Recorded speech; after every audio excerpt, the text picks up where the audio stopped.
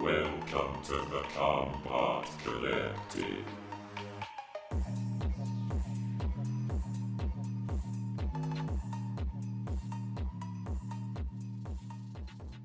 Hello, everybody, and welcome to the Combot Collective, bringing everything you want to know from the world of robot combat, from the heavyweight class to the flyweight class, from Battlebots to the live circuit.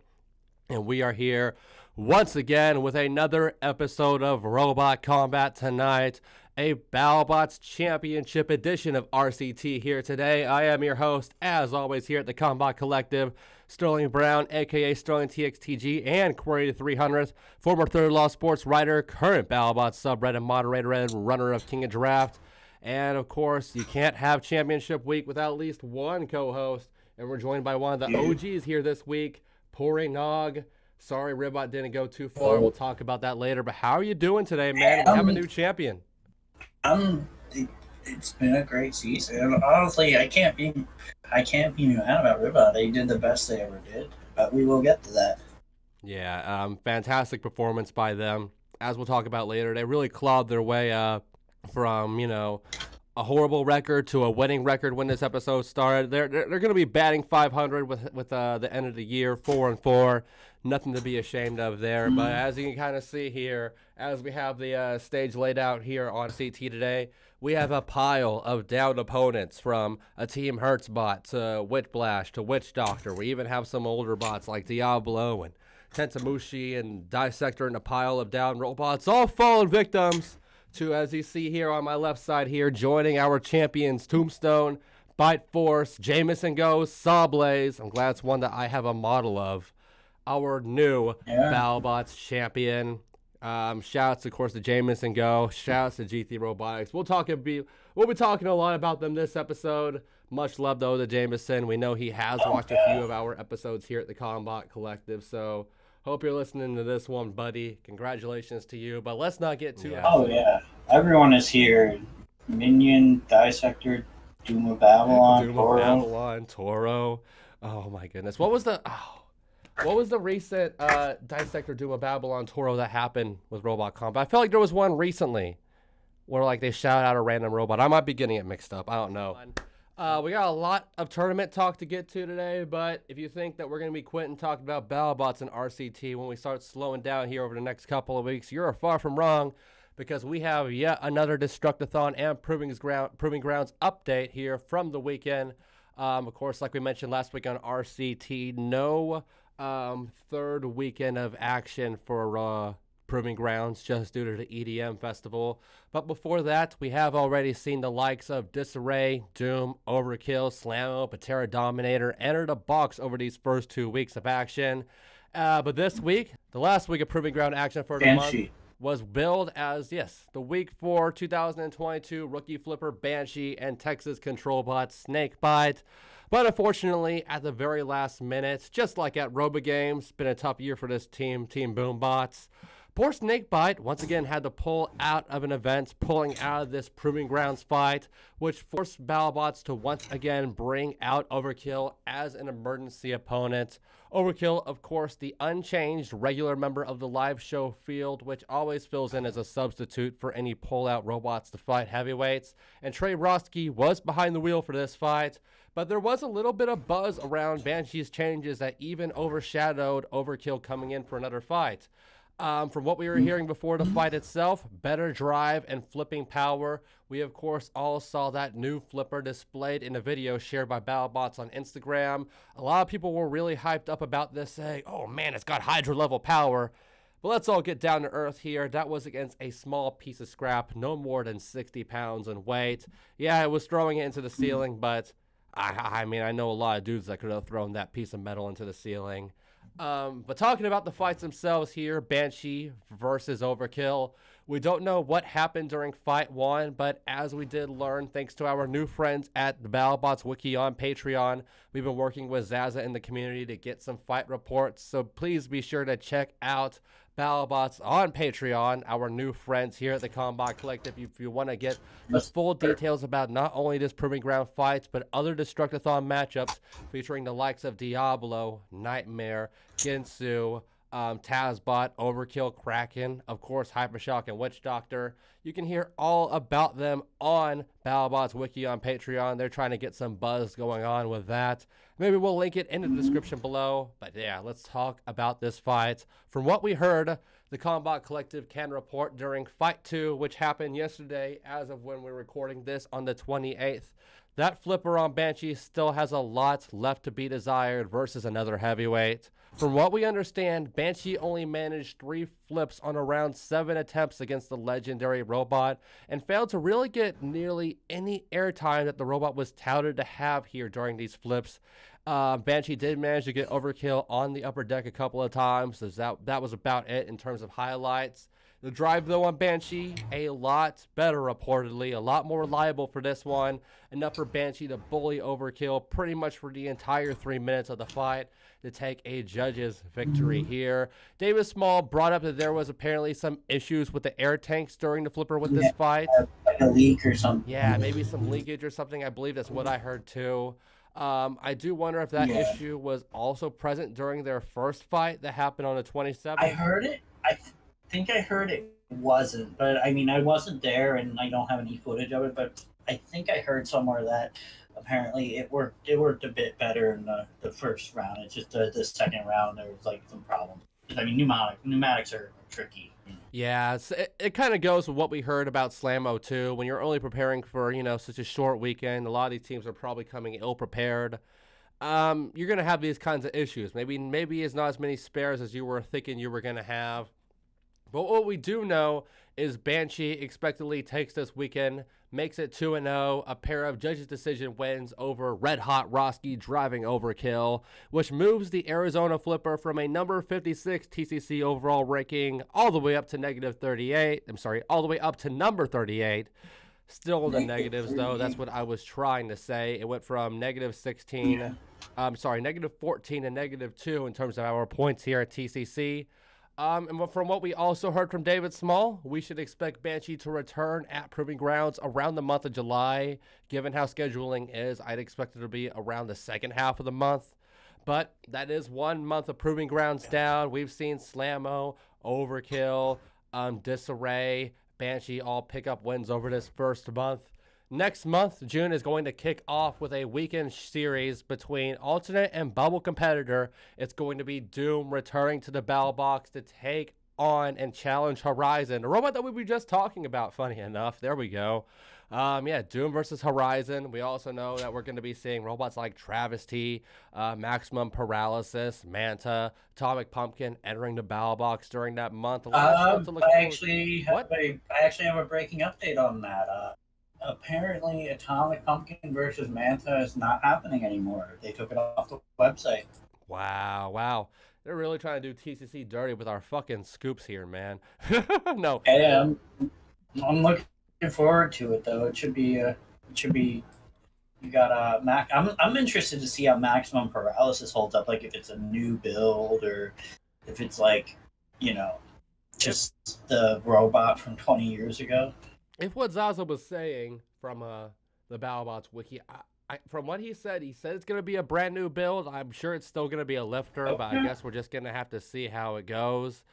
I don't blame Atomic Pumpkin for pulling out, if that's the truth. If I heard that my first fucking fight was against was against Manta, I'd be like, yeah, can we reschedule that as well? So, no shame in that game. What week's Overkill showing up? What week is Doom showing up? Maybe I'll show up that week. I don't know. Before we start talking about the Elite 8 and going forward from that, any other thoughts about Banshee and Overkill? Anything else from Proving Ground from this month you want to discuss real quick? I'm just glad to see Banshee showing improvements because I do think it's a very cool robot. I think that they're probably safe for next season anyway, because, there really isn't any pneumatic flippers like that. There's no Bronco, there's no Sub-Zero. Banshee has to fill that void, and David Small does know pneumatics very well. It's just, first build jitters, it's going to happen. And I'm looking forward to seeing what they do. I really do believe that any of these robots that are, showing Battlebots that loyalty of competing regularly inside the Battlebots during Proving Ground will at the very least, get the honors to compete in the Golden Bolt tournament and be an alternate. Like, I bet we see Doom appear next year, even if it has done anything close from Shock of the World. Just because we've seen over the past few months just how committed and how serious Alejandro Pena is about that robot. I think Battlebots is going to throw them a Pena bone. is so passionate about it. Like he's showing up for his second Proving Ground next season. He showed up to Robo Games and fought 3 fights. He's showing up. I think he's showing up a third time to Proving Grounds too, if I'm not mistaken, to fight. Yeah. I don't remember who, but I believe it's going to be against Dude, Gigabyte, so he's really taking on all comers and Oh, just yeah, letting he what is. happens to this Right. robot happen to this robot, which I admire. like the fact that even if Doom is a bit of an underwhelming machine, like the fact that they keep trying and keep working to improve it, it's very admirable, and you love to see it. Absolutely. All right, well, that's what we have about Battlebots Destructathon and Proving Grounds. Shouts to all the robots we discussed, and like what you were saying, Pory, Doom's a sturdy robot. So maybe not sturdy yet, that's the wrong word, but they're persistent. They want to show that they're getting better. They have a unique weapon. It's truly a shade between Beta and SawBlaze once they get it figured out. I don't know how I feel about the lighting fixture that just makes them eternally look like that they have an internal fire going on, but we'll see this robot evolve over the next couple of months, a lot more than a lot of other machines will. So we'll just have to see how it goes for Team APT. But yes, we got a lot to talk about here in terms of Battlebots bracket goodness. The final episode.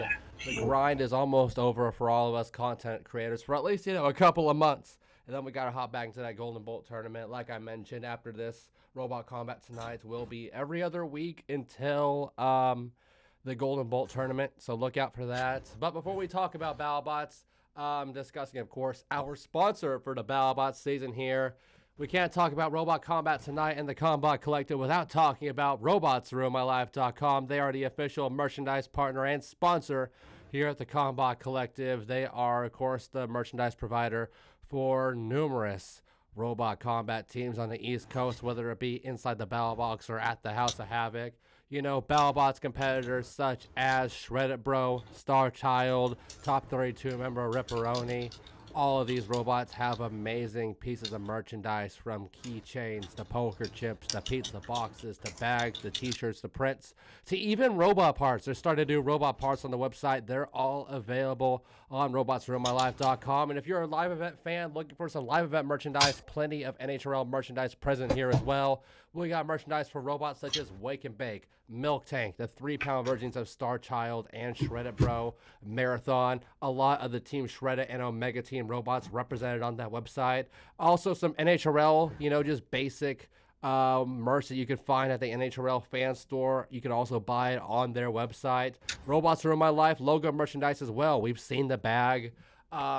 And speaking of these giveaways here, we are going to be announcing the winner of our championship pick'ems for that super prize, our mega prize drop here at the Combot Collective. Probably during our next Robot Combat Tonight episode, I'm going to be working with Freeze to calculate all of our bracket predictions results to see who came out on top.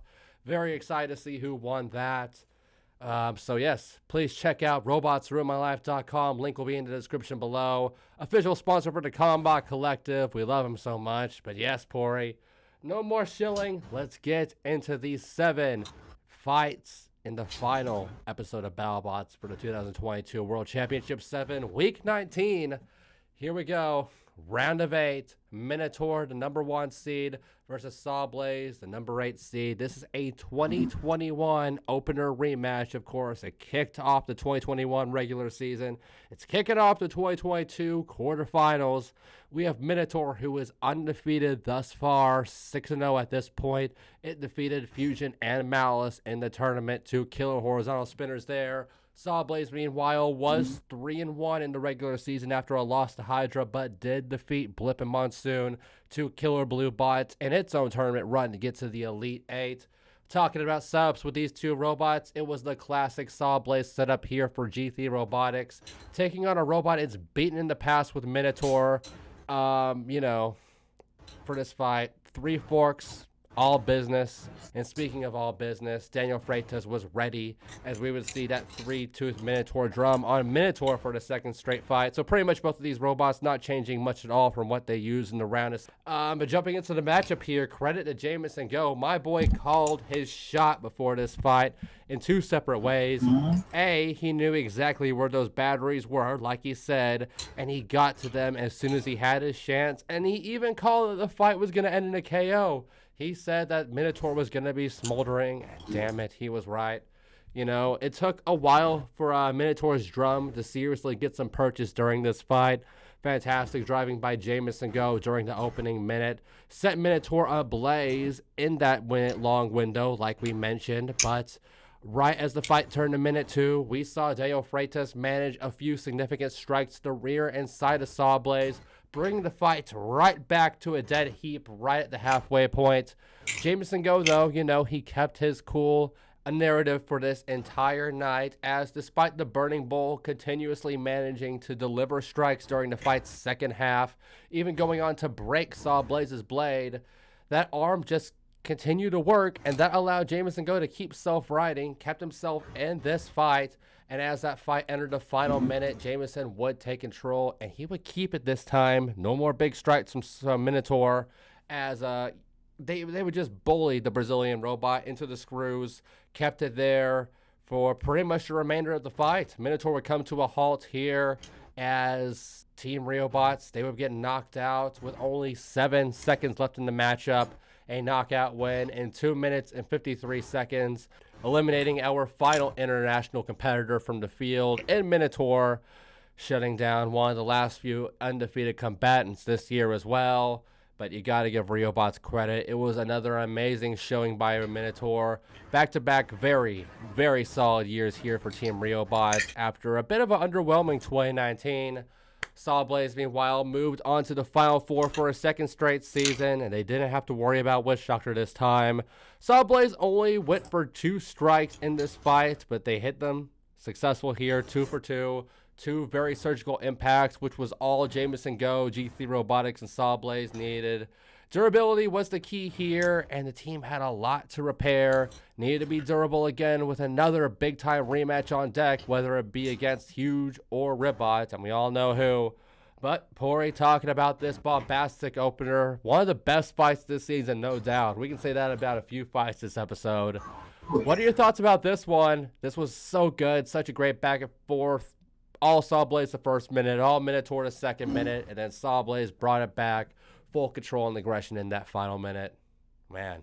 When SawBlaze vs Minotaur, the opener season World Championship 6 happened, I was like, this is an incredible fight. It's definitely a fight that you show people to get them interested, and they somehow topped that fight. Like, that's pretty crazy. Like, it was definitely a super quality fight. I think it made Fight of the Week, if I'm not mistaken. Definitely wouldn't surprise me.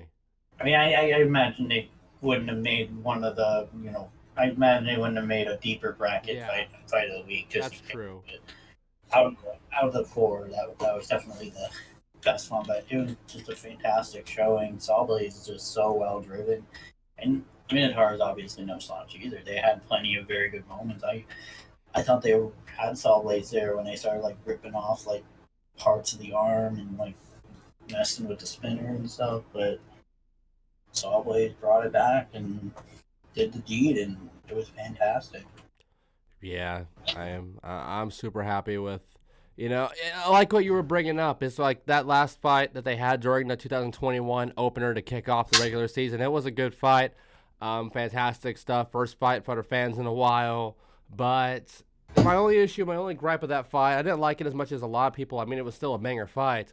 But I thought it was just too one-sided. I like a good back-and-forth fight for my kickoff. And SawBlaze, even though that fight did go to distance, it was SawBlaze's win.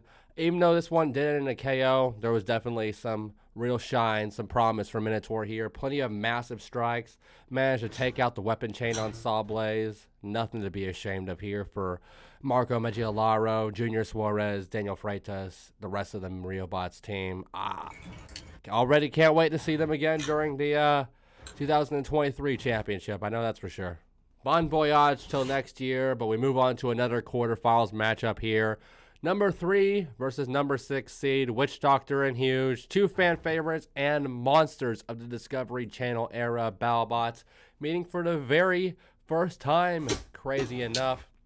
I mean, Huge has been talking about these robots. Huge has been unbeaten and unchallenged so far in both the regular season and tournament. It made short work, easy work, quite frankly, out of both Scorpius and Mad Catter in the bracket so far. Witch Doctor, meanwhile, nearly as dominant. 3-1 season, lost at the very end versus Minotaur, but knocked out both Jackpot and Lockjaw in the tournament on its end. 2 killer 4-wheel drive verts, losing to a killer 4-wheel drive vert. And we jumped into this one pretty quick. Both of these robots, like every other who have made it this far, they really weren't playing the configuration game. We were getting a wedgelet-free Witch Doctor with some added top armor and an HDPE wheeled S-Blade armed Huge.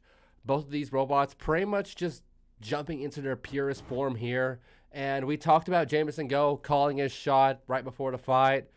Jonathan Schultz, not too far from his own words either here on this one. He said that Witch Doctor would run out of options and attack the weapon. Check. He said that their weapon will be dead before they had a concrete plan. Check. He said that they should be worried about this being a short fight. And while this was a judge's decision, you might as well check it because this one was pretty much decided within about a minute. Witch Doctor with Mike Lately on the sticks tried playing it cautiously for about 10 seconds and then fell right into that classic trap as he went weapon to weapon with the lumbering Leviathan. And within that one hit, within that one same hit, Huge embodied the energy of its loose cousin from the England in nuts and sniped the weapon belt off of Witch Doctor perfectly. Before the fight had even hit the 15-second mark, Witch Doctor was playing with a dead weapon. And, you know, outside of some good aggression and control right after that impact, Huge's huge hits just kept on coming. The added rib armor up top would be annihilated, and the Shreem mech on Witch Doctor was broken completely. Thankfully, that really didn't play a factor too much.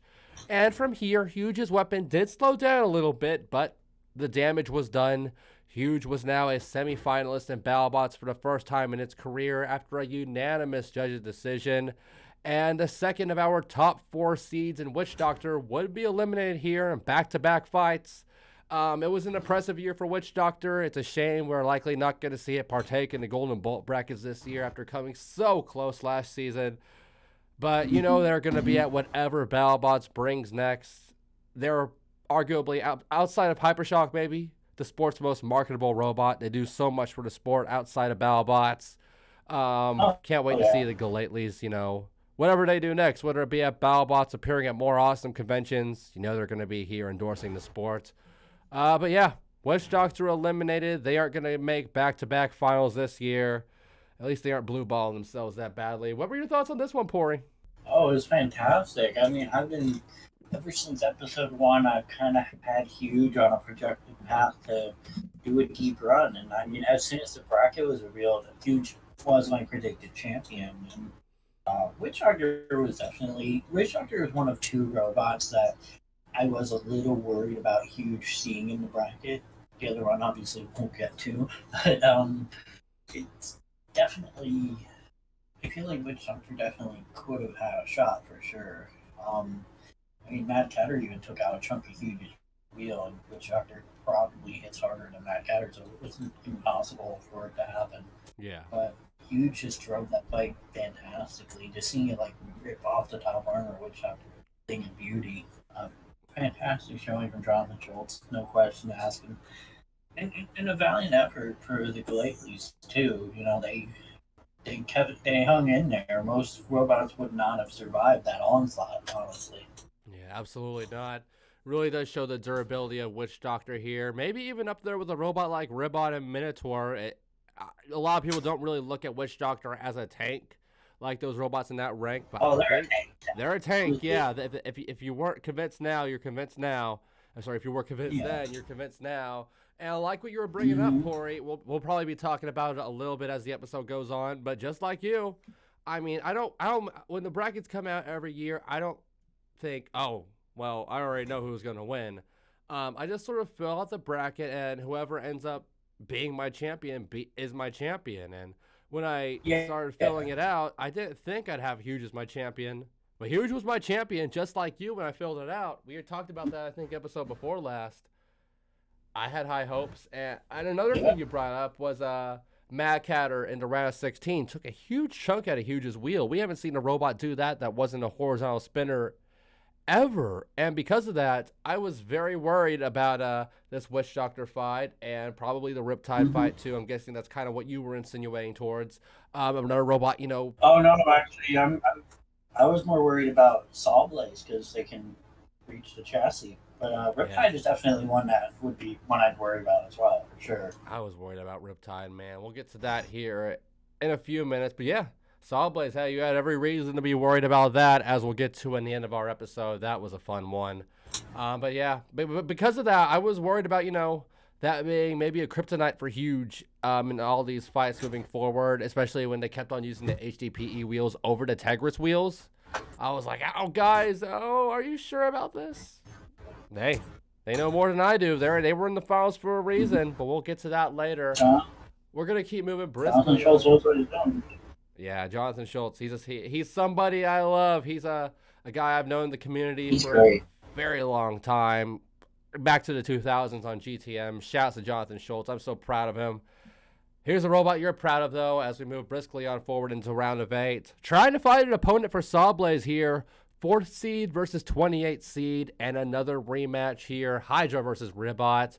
This was a playoff meeting just last season, and one where I clowned on Pory for like 2 straight weeks after Ribot got knocked out in the round of 32 after showing that frogs could not only jump, but they could fly versus Hydra. Ribot was seeded 2nd in 2021, but now sits at number 28 in 2022 after an awful 1-3 year. But despite that, it's impressed with upset wins over Quantum and Black Dragon in the championship tournament. Meanwhile, Hydra, this time the higher seed at number 3, has been pretty much on schedule programming. 3-1 regular season, and then showed out versus both Death Roll and Whiplash, shooting them both towards the stratosphere during the tournament itself, and now wanted to bring Ribot on another trip on Air Hydra. But hey, gotta give credit to David Jen. Ribot and Team WPI had learned from their mistakes last playoff. No horizontal spinner this time. They didn't want to have that surface area. It was going to be all about the ground game as they employed 7 forks and that deadly vertical spinning weapon. Hydra, meanwhile, stuck with what worked versus Whiplash, armed itself with the piano key wedges and that long flipping arm. And last year we were talking about the last year's championship fight during our episode rundowns in 2022. I gave Witch Doctor and Tantrum a lot of credit for being an incredibly suspenseful fight in the final. Maybe not the best pure fight, but definitely a suspenseful one. I was hanging on the edge of my seat. That being said, I don't think there has been a fight built more on suspense and making the right move in our sport's entire history than this one right here. As Kenny Florian put it himself, this was like a Wild West shootout. 2 gunslingers spending nearly a minute and a half, nearly half the fight, just inching and nudging themselves slowly but surely forward, looking for that perfect opening where one could just slide right under the other. And like I mentioned, after half a fight, after 95 seconds of straight Shiozaki versus Fujita levels of consciousness, shouts to all my Pro Wrestling Noah fans, Hydra made one wrong move and Ribot capitalized. One turn that was just a little too far, and Ribot took the strike, buckled the left front corner of Hydra before going full crazy frog from here. An absolute onslaught of offense, which knocked Hydra out. Hydra went 1 for 6 on flip attempts during this one, just came centimeters too short on every single flip, and I honestly have trouble calling that one flip on Hydra a flip, but Chris Rose himself acknowledged it as a mini flip and counted it on his total, so I suppose we'll let it slide and we'll give Jake Ewart his credit there.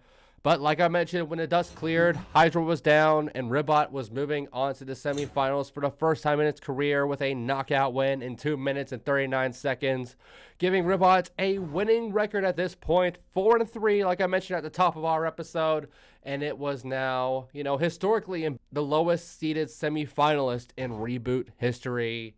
And we've heard murmurs about Jake Ewerts wishing to replace Hydra with something new after the floor struggles we've seen it have this season, and especially during this fight.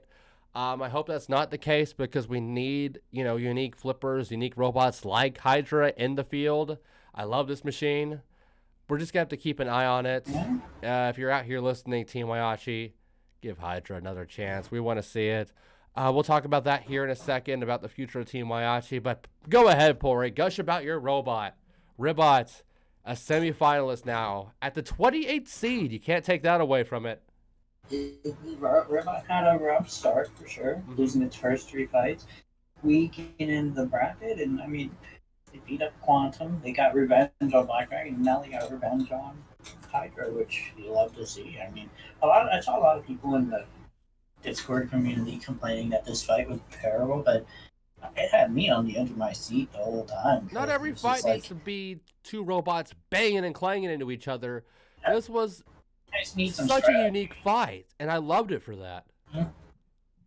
Yeah, you need the strategy sometimes, and like, what is Robot supposed to just drive on the Hydra's flipper for 3 minutes and let it get flipped around? No, they're trying to win this fight. They're trying to get underneath the best way they can, and that was a brilliant tactic they used. They were very persistent, and it paid off. They did fantastically, and you love to see it. I love to see the fact that Robot is in the semifinals, and honestly, let's be real, Hydra's gonna come back. Come on now. Jake Ewert does that every year. Every year he's like, I don't think Hydra's coming back, and then Hydra comes back. Yeah, I guess it's just what he does. I guess that's true. We're talking about Jake Ewert here. He says a lot of shit. I mean, half this fucking community is still convinced that he's actually going to use that vertical spinner in a fight one day. Maybe I'm gonna eat crow on that one day. But I think if Hydra fights huge, I think he will legitimately use it. He said it works, and he says it's legal and within the weight. So I don't think they'll ever pit Hydra against huge unless they meet in the bracket next season or something. But I do think if they do meet in the bracket, that Hydra will legitimately use the vert. I don't know, man. Obviously I don't see them using the cow catcher again. I think they got, lightning struck. No, I don't think they'd clear. I mean, production will clear that, unfortunately. I bet they'd clear it, but I just don't think that. I don't know. I don't think referees or judging is going to be as forgiving about it a second time. I don't know, though. Yeah. I'm just not convinced on this vertical spinner. I feel like it's just the most elaborate shitpost of all time. I bet it is legal because Team Waiachi has, the ability to make anything happen just about. They're an awesome team. They're loaded to the gills.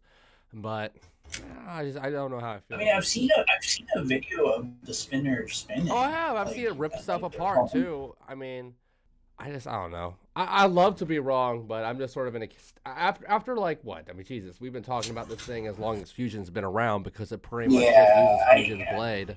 One robot I like to see him fight against, Battlebots. I hope you're listening to me. There's a robot in England called Zadkill. Kind of good. Bring it over. That might be a good machine for that vertical spinner on Hydra to play. I pop off for Zadkill. Zadkill is a sick machine. I mean, if we're going to have a champion robot like huge, make it to the finals and prove that this is a competent meta. I mean, they want to have another huge style robot. That's why they gave Starchild that shot this year.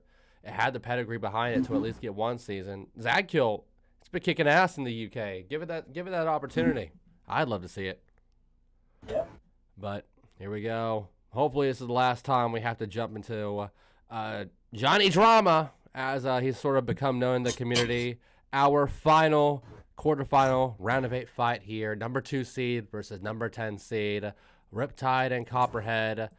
And as we heard, reported by Battlebots after the first fight on this episode, it was noted that Ethan Kurtz had apparently came up with COVID-19 during the final days of recording and would not be available for the remainder of the 2022 championship tournament. Now, what we have heard from multiple sources now, something which was not brought up on TV, of course, as we saw, they did eventually find someone in-house for driving the robot, but that wasn't the first plan. No. Riptide apparently spoke to both Jack Barker of OES Robotics and Aaron Lucas of BNS Robotics to drive Riptide in replacement of Ethan Kurtz for the remainder of the tournament. Battlebots production would put a kibosh on this pretty much straight away, which led to Team Riptide, Team Break 32, filing a complaint on Team Malice for Ray Billings, the most loved man in the sport. Ray Billings filed a complaint on Ray Billings for supporting Team Malice and operating the arena pulverizers during the playoffs for those teams' fights. Wait, hold up. Did he operate the arena pulverizer? I think he did. I remember at least during. I I don't know think if he did. I don't know. I'm pretty sure he literally just showed up for moral support because they're friends, and I think I think like Bunny like was like riding on like a scooter or something and like hit her face or something. Yeah, that's so, like, happened around this time. Like Ray. Yeah, it's just like Ray supporting a friend, and there's no rules against people like joining teams. Like after after the bracket concludes, teams condense all the time. Like like Ripperoni comes in the bracket, the Star Child people are with them. That's just how it is. The teams help each other out, and there's nothing wrong with that. But yeah, they have no reason to complain about Ray Billings and what's his name, the guy from Shredderator.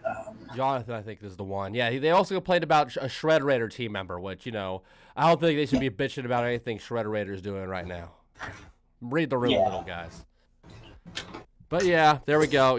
I mean, hey, Team Break 32, that's what happens when you have friends in this sport. But I digress. Yeah, I think that I don't know what goes down in the Minotaur Malice fight, but I believe at least in the Switchback Malice fight, I saw him standing in front of the pulverizer box. May have just been what was happening during the camera shot at the time, but I think he was operating the pulverizers. I might be wrong, though. Either way, that's probably legal anyway, and plus, Ray Billings wasn't competing that season. He's allowed to be on a team. He's not. Tombstone is not in the competition at all. So, I mean, as long as he's not driving the robot, what's the problem? Even if he's helping, build the robot, who cares?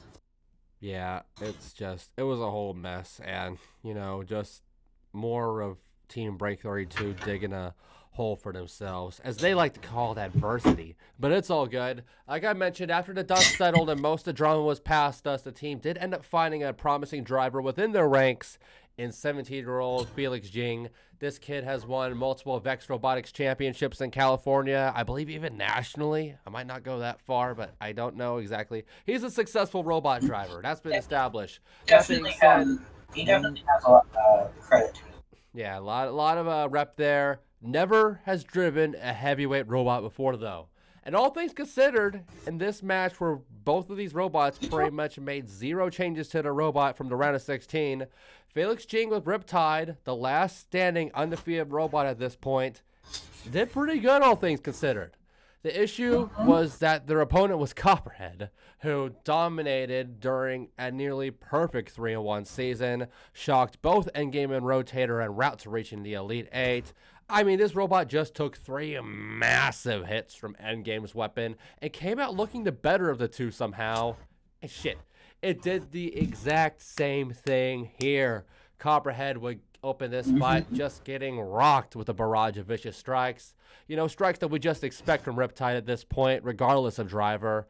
These impacts put Copperhead onto the upper deck and way up the arena Lexan in that same corner where Hypershock got some airtime. But once both of these robots could reset, Copperhead looked fine once again while Riptide was repping a correct egg-beating weapon. The egg beater was egg-beaten with less than 30 seconds elapsed in the fight. And from here, despite some solid driving and control from Felix Jing, Copperhead would just keep ripping away at the number 2 seed, flipping it over and over again. Copperhead was bringing this fight all the way back, but then, with less than a minute left, Copperhead's right wheel just falls off. The long-term damage from Riptide's early barrage was probably just too much, added on over time, and this allowed the blue spinner, the number 2 seed, to gain back some control and aggression points before time was up. And, credit to Riptide here, got to give the devil its due. The fight was a banger, and predictably, after a good contest by both parties here, we went on to a split decision, and as we all know, despite a Riptide decision here by Derek Young, Copperhead would end up taking this one 2 decisions to 1. And they take the bounty of sorts here finally unseating Riptide, the number 2 seed, putting a lot of smiles on a lot of people around the world's face. But once you thought it was done, it just simply isn't with these guys. After what was apparently a bit of an awkward Ethan Kurtz and Sid interview, which primarily did not make TV, the team ended up appealing the judge's decision. And why? Their reasoning, because it was a close fight, because Copperhead lost a wheel, because they did damage. No, not that at all. It was because if Ethan was driving, they probably would have won. That's it. That was the reasoning they used. Just completely undermined Felix Jing's admirable performance. Seemed wildly arrogant on my part. I mean, on their part, I should say. My bad. And big shocker here. Oh, huge surprise. It bit them in the ass. Their split judge's decision would be overturned to a unanimous judge's decision defeat. I'm sure all the people that drafted Riptide and King of Draft were real pleased about that. And I guess that's just a little bit more of that adversity that team co-captain Sid was talking about. The Pits celebrated this one like I don't think the Pits have ever celebrated anything in Battlebots history. During both the original win and during the appeal result, they were going Copperhead, Copperhead. A parade of people just clapping and cheering as we saw at the end of the episode for Luke at the very end. I mean, if that doesn't say a lot about this Team Break 32 squad, I don't know what will, quite frankly. I think I said a lot there. That was about the most notes I have for any of the 7 fights I have today. I covered a lot there, but, just thoughts on the fights and thoughts on, of course, Team Caustic Creations and Team Break 32 here. What are you thinking, Pory? Oh, man, it was a fun fight. And awesome fight. Both robots definitely had shining moments, and you love to see it. You love to see Copperhead get a dub and go on to the semis. Copperhead in the semis is pretty fantastic. But let's address the elephant in the room. Team Break 32, you are fucking idiots if you think that you're gonna get your decision overturned because Ethan would have won the fight. For one, what's the kid's name? I don't remember his name. The one that drove or the one that sucks? No, I mean sorry, I can't. The one that drove. Felix Jing. He Felix admirable performance. Riptide, you fucking idiots. Felix Jing drove that fight fantastically. Especially with that being his first ever heavyweight driving bout, like Ethan would not have been able to drive that fight in a way that they would have won the fight. Either way, your weapon would have gotten cracked, and then you'd be out of luck. So that's fucking stupid. You lost the fight. Deal with it. Cry about it, etc. But like, I wouldn't even understand if they were like, "Oh, we thought we won," because there is an argument to be made for that. But just to show up with like that idiotic reasoning is just crazy to me. But we're cheering for Copperhead. You love to see it. You love to see the upset, and they did a good job. And Felix, you did a great job driving. And I hope that you join a team that doesn't consist of psychopaths next year, because I think you have a lot of potential in the sport. Yeah, that's a big thing I think people should be taking away from this, looking at a guy like Felix Jing. I mean, just look at, like, we gush about Matt Olson and Lucky so much here at the Combot Collective. Essentially what one team can do to make themselves be an okay team to nearly a damn elite team over one decision of maybe making a new driver happen. There's a lot of teams out there to have potentially promising robots that haven't been able to put it together in terms of the driving department. We saw Scorpius make some embarrassing driving mistakes earlier this year. Horizon is a new conceptual robot, which maybe if a different guy was behind the wheel, they could really turn some heads with. Maybe some of these other newer robots, maybe Double Tap could bring in a key driver, or Terratops is pretty driven. Pretty damn well as they got going on right now. I'll leave them out of it. There's a lot of newer robots, though. I mean, we don't know what's going on with Riptide. We can only hope that they ain't going to be around next year. I mean, we might lose a couple YouTube views from it. They're good for us YouTube channels. We can't lie about that. But for the greater good of the sport, the drop. I want them gone. And hopefully we can see another team, like I mentioned, some team that really needs a star driver in their ranks. Talk to Felix Jing, do a little bit of recruiting.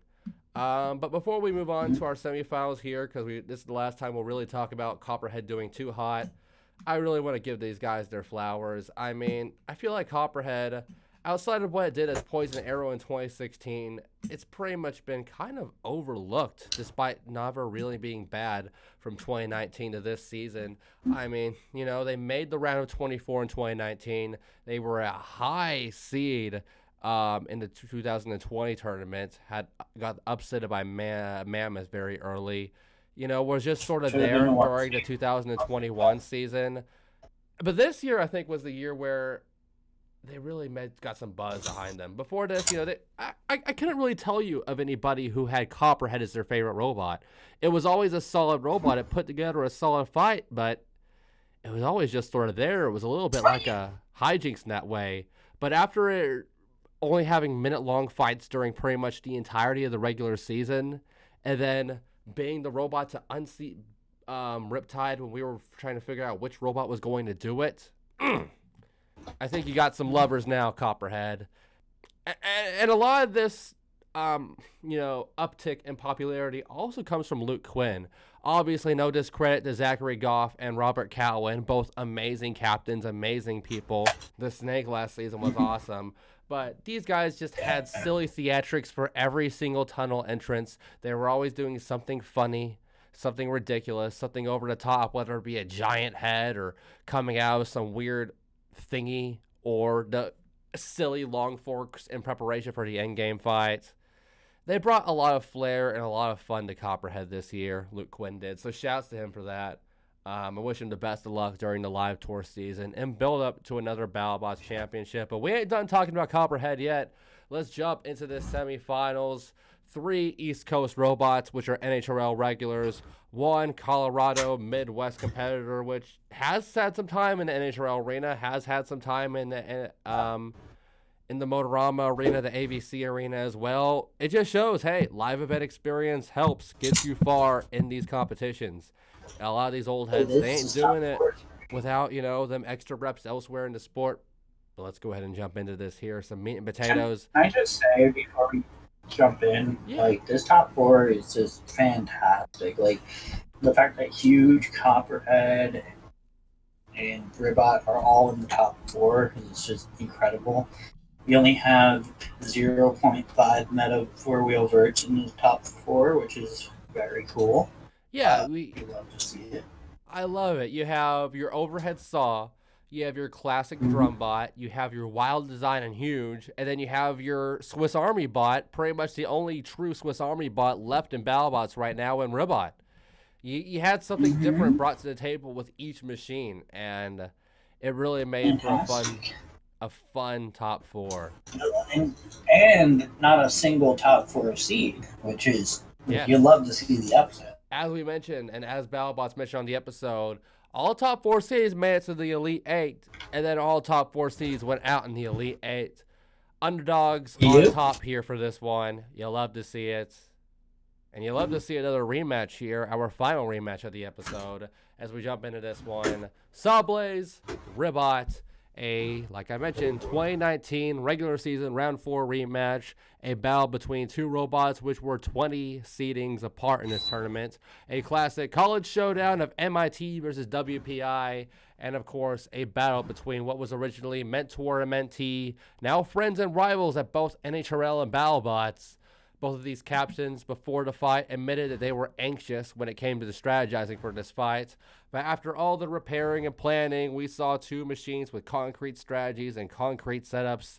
SawBlaze showed up with that same 3-fork configuration, while Ribot kept the vertical spinner while moving over to a dual fork setup instead of the 7 forks we saw versus Hydra. And, you know, I have used the Robot Arena 2 AI fight analogy a ton on this show, but I don't think the comparison has ever been more true than the first minute of this fight right here. I mean, round and round we went. It was like watching Little Metal Friend fight Sabretooth in the combat arena. These robots just circled and circled each other for the first 50 seconds. That was a very strategic moment on SawBlaze's part, because if SawBlaze had stopped spinning, Ribot would have gotten a good shot on their side probably. So and you brilliant drive on Janus. Jameson Go even brought it himself. I think one of the guys was like, "What are you doing?" And Jameson was just like, "If I stop, they're going to hit me. I just got to keep going until they move first."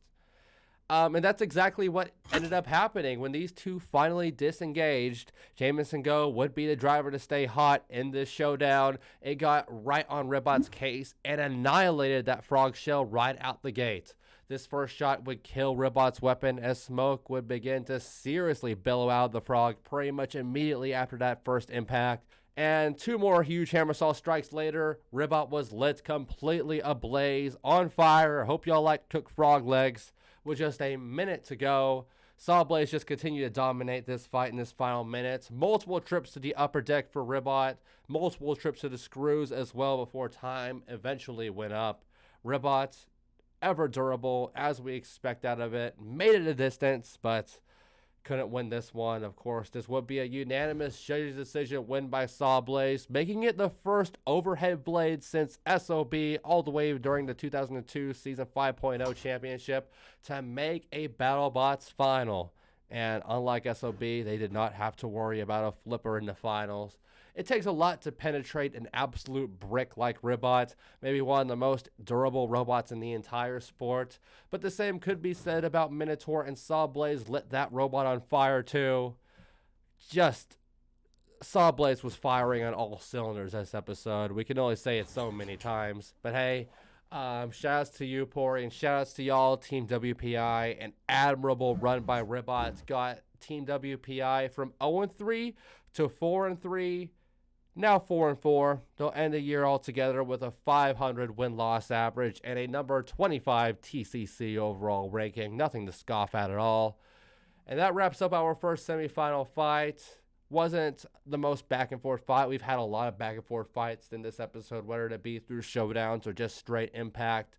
That first 50 seconds had us on the edge of our seats, but Pory, yeah, your Frog's final showing here. It's last stand. Like you mentioned at the top of the episode, nothing to be ashamed of here.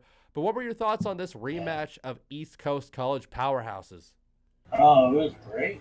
SawBlaze definitely drove that fight perfectly. And there's no shame in losing to SawBlaze for sure.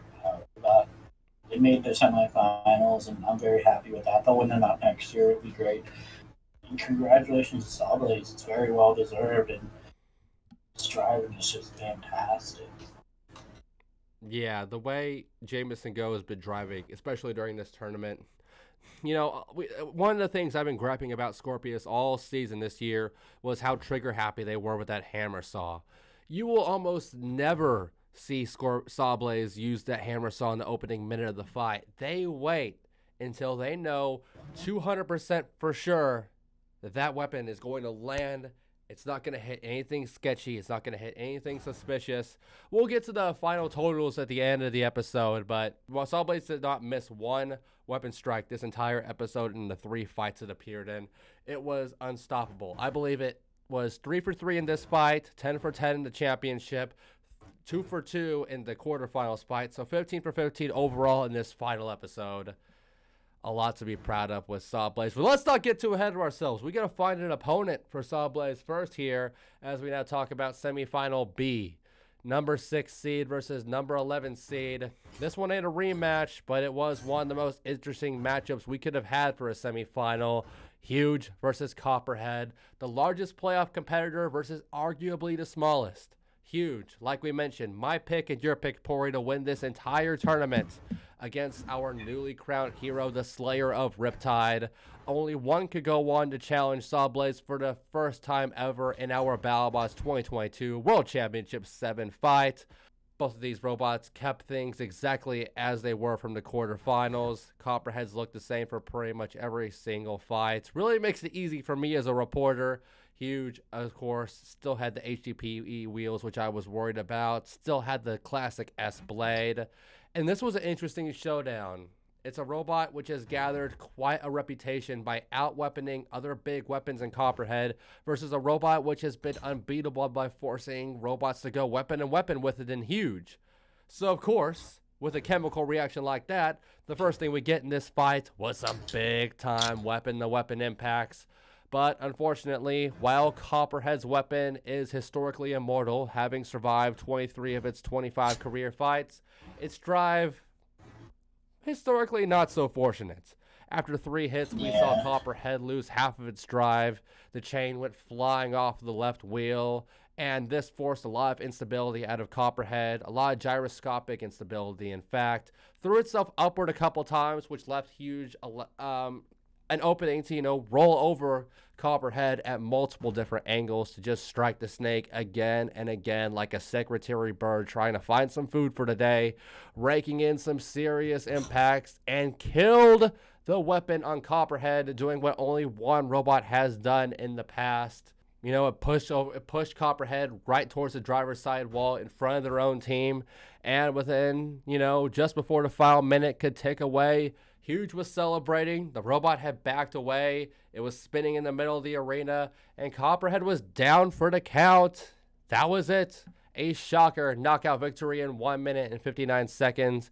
And after a considered retirement last year, after a pair of subpar seasons during 2020 and 2021, the big spinner Huge was going on to the Battlebots finals to fight East Coast powerhouse SawBlaze, 2 robots which have established themselves as NHRL finalists in the past in a different weight class. 2 great teams here. G3 Robotics, Team Huge, getting to meet in the 2022 finals. But before we get to that, we have a lot to talk about there. Thoughts on Copperhead versus Huge, big bot versus small bot. Given what happened during the 2020 playoffs, I guess Copperhead's playoff kryptonite is just these massive robots, Huge and Mammoth, both machines which can lay credit to being robots which have knocked Copperhead out of the playoff push. Oh, yeah. It seems like Copperhead just has a problem with robots that are like the polar opposite size of it. But yeah, I kind of expected it. I kind of figured Huge was going to get the win. Copperhead definitely tried, but Huge is just a very tough draw for them. It's a big issue. All puns intended. Yeah. It's a big issue, and Huge just did what I expected them to do. They just drove all over Copperhead and just landed some good hits, and that's all I really needed. Yeah. It's been so funny watching Huge just roll over every single opponent it's faced up to this point. Like nothing. I mean, for a robot which is beyond the meta, it's had a pretty meta run to the championship. I mean, outside of Scorpius, Mad Catter was a 4-wheel drive vert, Witch Doctor was a 4-wheel drive vert, Copperhead a 2-wheel drive drum, all very low to the ground robots. Huge just stomped over them like an elephant, like a secretary bird, like I mentioned in my analogy there I wrote. It's just such an impressive machine. Jonathan Schultz. They talked a lot about it on Battlebots. We've talked about it on TCC. The team, they gathered it together in the offseason all at Schultz's house, and they put their nose to the grindstone and they made this bot work, and work it did, because it's now time to talk about the 2022 Grand Finals. Let's figure out who won this giant nut. Comes down to this. 2 teams which had established themselves as dominant East Coast forces in events such as Motorama and NHRL in the past. 2 30-pound machines in the original Huge and Megatrons, which after many iterations have evolved to become the 250-pound Leviathans, which Huge and SawBlaze are today. And, while there was a lot of breaking the meta hype behind this fight during the little vignette they aired before it, I know a lot of people, myself included, have made note that in the end of the day, these still are 2-wheel drive vertical spinning robots, albeit in their own unique styles. But that being said, making the step in innovation to see those designs outside the box, designs which were not feasible in the weight class going back to 2015. There were no hammer saws, there were no big wheeled robots in the weight class outside of maybe Gabriel in the UK. There was a change here. This, and plus fantastic years by robots such as Quantum, Hydra, Claw Viper. It shows that there is still promise for these non-4-wheel drive vertical spinner robots inside the heavyweight division. Maybe even more so than ever after this season. But let's go ahead. That's just the side stuff. Let's get to the fight. Let's get to the meat and potatoes. Talk about one more fight here for the World Championship 7th season. After 6 fights in this episode, we finally get to see a major attachment change, which SawBlaze made here. Brought out a brand new setup for this one. This was a bold play by Jameson Go. G3 Robotics took one of their plows that they usually use for horizontal spinners and angled it 45 degrees upwards, and then attached the eyelashes from the Scorpius and Monsoon fights to make something like a baseball mitt, almost like a snow shovel, which was designed to potentially stop Huge's blade. And to counter this strategy, a strategy which Jonathan Schultz is so used to by now, Huge would move over to the stiffer Tigris wheels for this fight, along with the choice of using a lighter blade to make up for some added frame armor which ended up being very useful to take the impact SawBlaze delivered. And I gotta say, man, I've seen a ton of championship fights in a ton of weight classes, and I think we can unironically say that this fight holds up to that elite Son of Waiachi versus Biohazard championship match standard. What a fight here. Oh my god. This is probably the best fight of the episode, up there with SawBlaze versus Minotaur to kick it off. Just a sandwich of good fights here. Huge opened this one up with some huge control and damage in that opening minute. 6 brutal unanswered strikes to open the fight off against SawBlaze, with one even holding SawBlaze up on its left wheel for a split second in an impressive showing of weapon and robot power for Huge. But once SawBlaze was able to start taking Huge to the screws in the arena walls, we'd see Jameson go and never look back. That first pin would lead to SawBlaze's first weapon strike, one which took out 2 of the 6 weapon belts Huge uses off in one fell swoop. And Huge did manage to sneak in a couple more solid strikes here and there, but like I mentioned, after minute 1, this was pretty much all Jameson Go with some relentless aggression for the remainder of the fight. In total, like I mentioned during the semifinals, that hammer saw delivered 10 strikes across 10 attempts in this 3-minute window. A perfect weapon outing for SawBlaze. When time was eventually up, Huge was down to half drive and only 2 weapon belts remaining on the robot. The weapon was still spinning, but definitely not nearly at the power it was when that fight kicked off.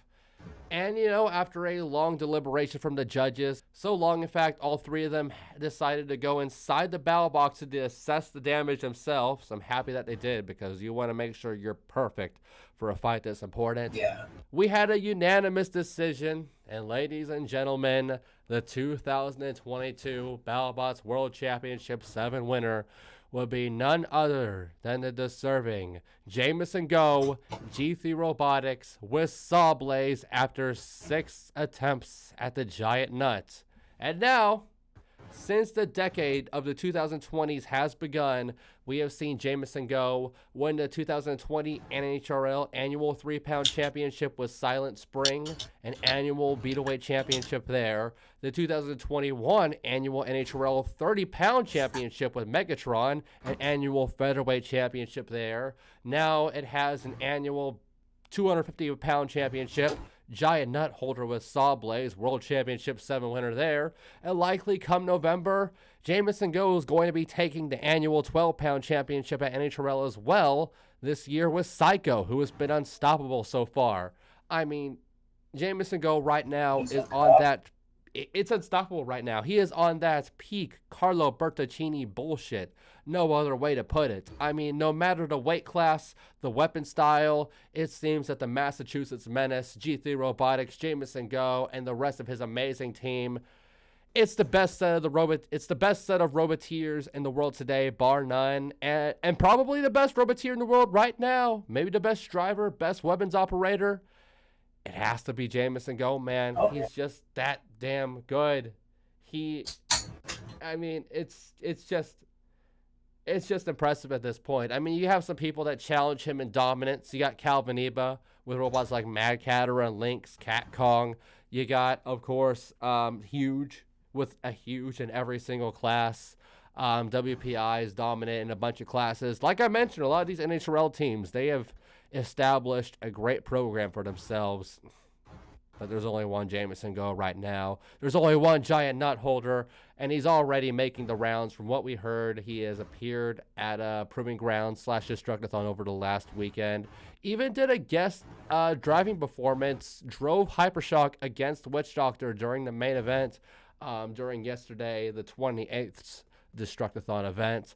That had to have been a little bit jarring for Jameson Go after so many years driving only the heavyweight hammer saw Sawbots. Suddenly you're driving a four-wheel drive Hypershock, spinning birds. Whoa! A little weird there, but let's not bury the lead. Myself and Pory's brackets be damned. SawBlaze takes the cake. Our 2022. We'll get to 2023 soon enough. Our 2022 Battlebots World Championship 7 winner, giant nut holder. I've rambled on enough, Pory. What are your final thoughts on this championship fight?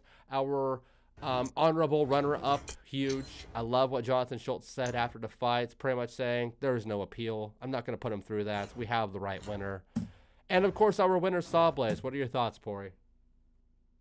Fantastic. Jameson Go definitely has earned it with his fantastic driving, his wonderful robot, and brilliant configurations and stuff. I saw a lot of people complaining about his configurations, but I thought they were brilliant. Like the upside down wedge and the eyebrows, like. You can't complain about it if it works. Obviously, if that fight was just huge, bouncing SawBlaze around like a ball for the full 3 minutes, maybe even less, yeah, we'd probably be talking about the SawBlaze configuration as one of the biggest goober moments in the sport's history. But instead, it was a stroke of genius. It was brilliant. Huge had him on the ropes, and quite frankly, this is a solid candidate for the best BattleBots final, in my opinion. It's close, but it's definitely up there. It's in the top 3 at least. It was a brilliant fight. Jameson Go is on top of the world, and I commend him for being as good as he is at that. He's built a truly quality machine, and he's truly shown a very good. He's definitely one of the best drivers in the game, without question. And you'll love to see it. Yeah, and we've seen him evolve so much. I mean, SawBlaze was barely even a factor during the last ABC season, and then suddenly we're seeing this guy with all the swagger and confidence in the world taking out his own MIT brethren in 2018, and we're like, oh shit, that SawBlaze bot's actually pretty good. I mean, we all knew it was good because it got screwed over and it's only just a decision, but wow, it's good. And then they brought in the hammer saw in 2019 and took it from there, and from 2019 forward, it was just exponential increase. I mean, we saw it. Round of 16 in 2018, round of 8 in 2019, semifinals in 2021, finals and champion in 2022. One more shout to Jameson Go and SawBlaze. We're probably going to spend a good bit of the next Robot Combat Tonight episode 10, as a bit of a season in review. So we'll save our grand thoughts for the 2023 season for that episode. Be sure to stay tuned for that. But it's just some final thoughts on this episode. Pory, some spark notes before we wrap it up. What are you thinking?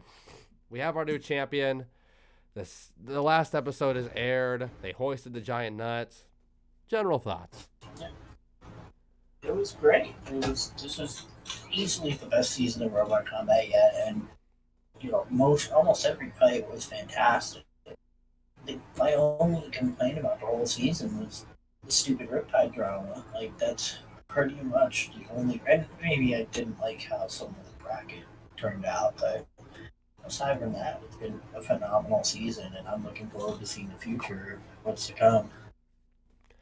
Yeah, Battlebots. To keep things short, like I said, stay tuned for the next episode, but they fixed a lot of those issues that were very present during 2021 that really turned a lot of people off of a lot of things in general. I mean, it just felt so much more professional with the preset schedules, the way interviews were done. I love that little interview Kenny Florian had with Jonathan Schultz after everyone already cleared out of the battle box and they were just sort of crammed over by the arena tunnel. Looked like a drug deal a little bit, but I digress. It was a quality little interview, and I hope they do a lot more of that, sideline reporting sports stuff. I mean, they don't have to worry about expanding the cast anymore. They've proven over the last few seasons. As much as we love Jenny Taft, we ain't getting her back. That bitch is doing.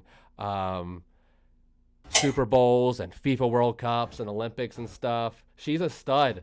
She's killing it. we've lost her. She ain't doing no Battlebots anymore. But Chris Rose and Kenny Florian have proved that they are pretty much men with many jobs, and they are good at just about every single one of them jobs. We love them, and we can't wait to see more Chris and K Flo during the Golden Bolt tournament. I mean, for me, I get to hear Chris's beautiful voice every day. I listen to Baseball Today, where I get to hear him complain about the Indians and the Astros on a daily basis. So I love that. I'll get to hear him tomorrow, but I can't wait to hear him talk Battlebots again. But yeah, I'm pretty much with you. One of the best Battlebot seasons yet.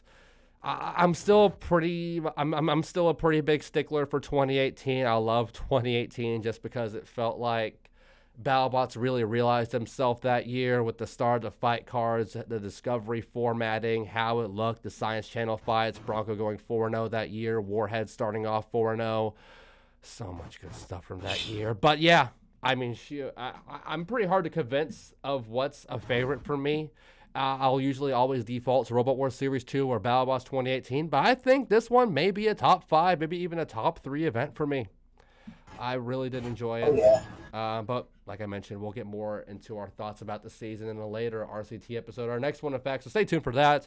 In that episode, we'll also do another TCC overall rankings. I was hoping to do one this episode, but I didn't have enough time to write it in my script. I've had a pretty busy week personally, so we'll do that rankings update next week, and that'll be next episode, and that'll be good because with that, we will also have our first Extreme Robots event of 2023 in the books as well. That should be added to the rankings, along with Horizon versus Doom, along with Banshee versus Overkill, along with all the top 8 fights and all the Extreme Robots fights. So we'll see some seismic shifts in the TCC overall rankings next week. I'm just happy to report that Riptide is not number 1 now. Expectedly and predictably, SawBlaze is our number 1. But we'll get more on that next week. We're going to go ahead and start wrapping it up here at the Combot Collective so we don't go too long here. I'm your host, as always, Sterling Brown, a.k.a. Sterling TXTG. That's where you can find me on Instagram. I'm here with Pory Nog. You got anything you want to plug, Pory? I know you got some exciting stuff on deck, yeah. Yeah, I got some big stuff on deck that's coming.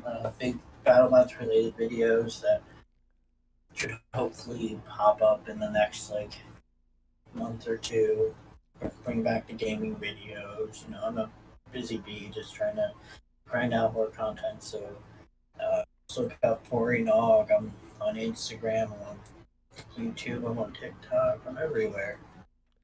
Absolutely. We'll be sure to link www.porynog. I'm sorry, I botched your thing. www.dippyegg.xyz in the description below, which is his YouTube page. And also be sure to check out his other Instagram page, Battlebots Collective, if you want to check out some fun official and unofficial Battlebots memorabilia. You'll see stuff that you never even knew existed over there if you want to kill a half hour looking at some cool bot pics. What else do we want to plug? Oh, of course, we got some TCC social media as well. You know, you were talking about TikTok, Pory. I think that's going to be where we expand next. I was talking to some fellow content creators in my family, and they were shilling TikTok to me, and I was like, yeah, I got to get some clips up on TikTok. I think that's the next step. So maybe watch out for the TikTok, guys. But what we do have right now, we do have an Instagram and a Facebook. Be sure to follow those. Those will be in the link below. We also have a Discord server. Usually we record these Robot Combat Tonight episodes live on the Discord server, but things have been so tumultuous for me personally over the past couple of weeks. We've been having to do them in post. But hopefully with this episode 10 coming up, we will be able to right that wrong and we can report to you guys live once again. So if you want to start hearing RCT episodes live and start interacting with plenty of international and U.S. Roboteers, join the Discord server for the Combot Collective. We got Team Mammoth, Omega Team there, Boyan from RoboGames, Deadbot from the UK, Extreme Robots has a couple representatives there. A lot of awesome people on the TCC server. but you know where you're watching this right now. You're watching us on YouTube. If you like the video, please like us. Please leave a comment. Give us your thoughts on Battlebots 2022 now that it is wrapped up. Give us a little bit of constructive criticism as well. We always love to hear that from you guys. And of course, subscribe to the Combot Collective. Ring that bell icon because you never know when we're going to drop videos next. Hopefully we can start doing some applicant rundowns now that the main season has ended. Obviously, there's a lot of exciting new contenders. The rumor mill is going to open up on the Battlebots subreddit fairly soon, so we're going to be keeping an eye on that. A lot of fun stuff up ahead. Probably some more live event rundowns, some more UK event rundowns, of course, for events like Extreme Robots, Mechatrons, Robots Live. And then Battlebots going to Bolt. It's going to be here sooner than we think. Probably late June, maybe early July, maybe late July at the worst. We'll have to see how it goes. But that's going to wrap it up for us here at the Combot Collective. This has been Pory Nog and me, as always, Sterling Brown here. Shoutouts to you, Jameson Go, G3 Robotics, Rally Towel Guy, all y'all for Team SawBlaze. Y'all deserve the championship. Y'all deserve the clout, the credit, all your royalties that are going to be coming in over the next few months. Take them in, swim in your money like Scrooge McDuck, and celebrate.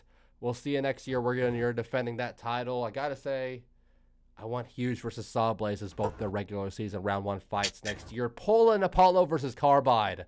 Let's see what they can do after a few months of preparation. But yes, we're going to go ahead and wrap it up here. See you guys next time in a couple of weeks for another Robot Combat Tonight in the episode. Take a breather. Take a break from Robot Combat if you have to. We made it through this season. We'll see you next time, guys. Be safe.